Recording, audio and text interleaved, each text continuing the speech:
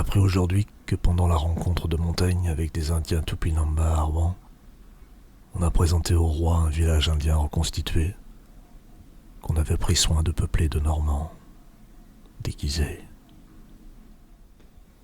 Village qu'on a ensuite incendié pour la plus grande joie de tous.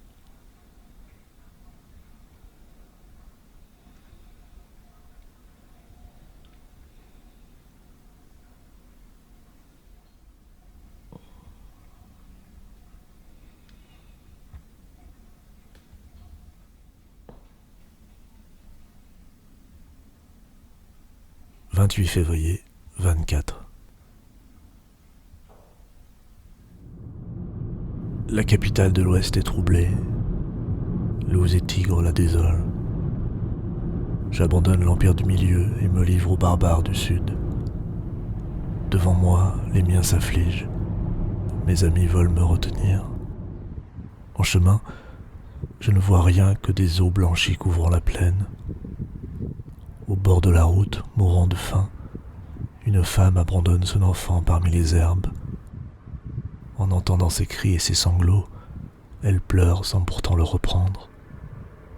Je ne sais où je mourrai moi-même, comment nous sauver l'un et l'autre. Je ne puis entendre ses paroles et presse le pas de mon cheval. Je m'en vais vers Paling au sud et me retourne pour regarder Chang'an. Alors j'ai compris l'auteur de Xia Xuan et soupiré le chagrin de mon cœur. 29 février, 24.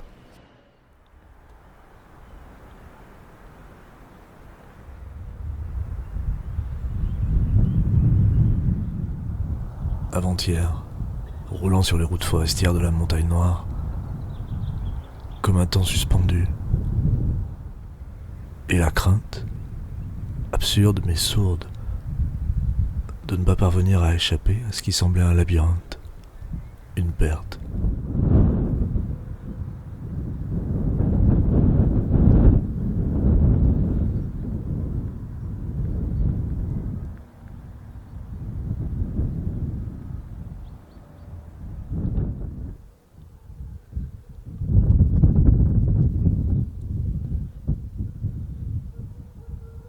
« 1er mars, 24.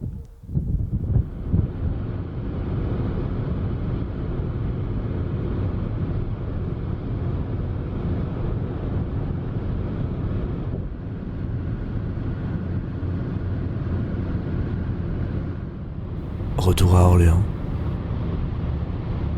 Filmer la route. C'est comme esquisser une narration. Dérouler du temps. «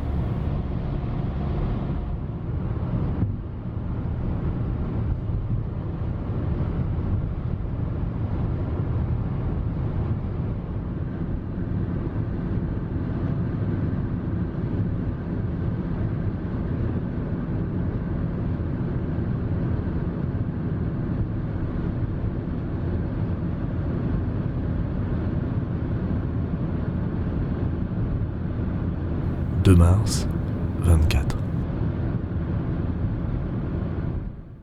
Gamin, je lisais les aventures de Davy Crockett dans la bibliothèque rose.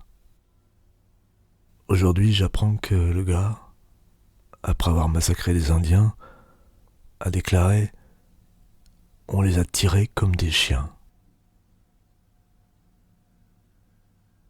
Ça semble un drôle de héros pour enfants. «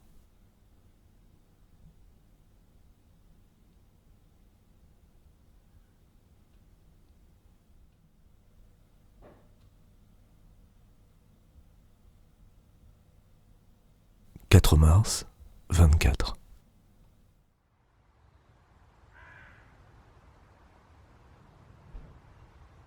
Je crois qu'il est temps de changer de format, changer de formule pour ce journal. Faire plus dense, du point de vue de la parole, et sans doute plus long du point de vue des images.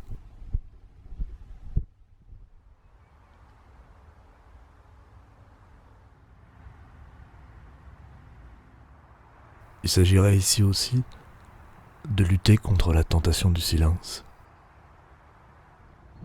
de ne plus se faire piéger par l'ellipse, de s'autoriser à prendre la parole,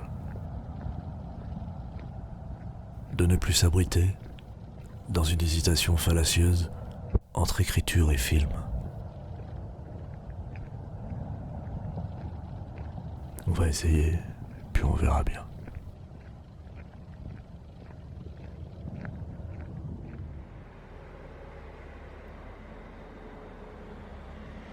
« 6 mars 24.